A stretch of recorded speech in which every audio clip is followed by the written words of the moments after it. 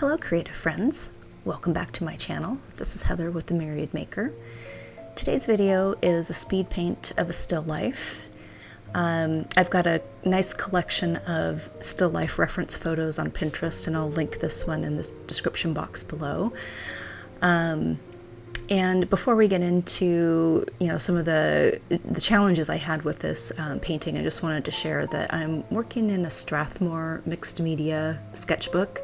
It's very large. I think it's a 11 by 14, and I'm using Golden So-Flat Acrylics, which I really love.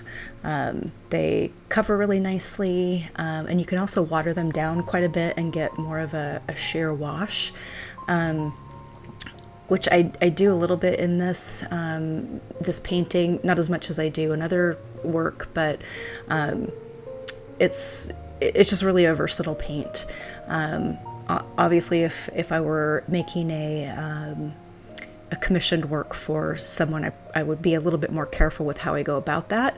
I do try to follow the principle of fat over lean when painting, because especially with acrylics, at times you can, if you thin it down too much, then it messes with the binder and it can crack and flake off. So I wouldn't ever do that on a work that I was going to sell.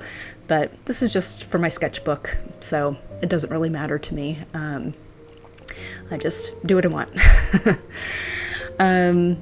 So what I want to talk about today with this is some of the things I struggled with a little bit in this painting. The first thing I struggled with was really getting the right green. I didn't use the right colors to mix with, and the reason for that was, although I have a cad yellow and an ultramarine, which really usually makes a very nice green, I was worried it was going to be too bright and clear, and as you can see from the reference photo, it's quite a muted, kind of dusty green. So mistake number one was I used yellow ochre and Prussian blue, which didn't make a very nice green, so I ended up having to mix a lot of brown into it. I think the end result was okay, but I think if I were to do it again, I would start somewhere different.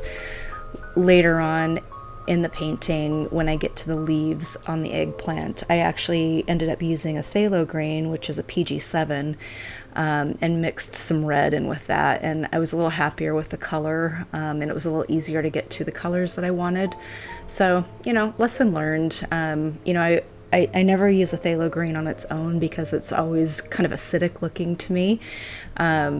So for whatever reason in my head, I just didn't want to start there. But, I also know that if you mix a red or an orange in with that color, you can get a nice, more natural looking green. So, lesson learned. I should have trusted my gut instead of second guessing myself. But that's okay. That's why you do these studies. And the other thing I struggled with in this painting was I really wanted to try to get loose. That's something I really struggle with. I tend to get really focused on details way too early in the painting process, and I did here again. It's just a habit that I'm really trying to get out of, but I really struggle to. It's loose-ish, not as loose as I would have liked it to be, but it was still good practice regardless. So I think that's about all I really had to say about this today. So I'm just going to turn up the music and you can enjoy watching this come together. Thanks everyone. Have a great day.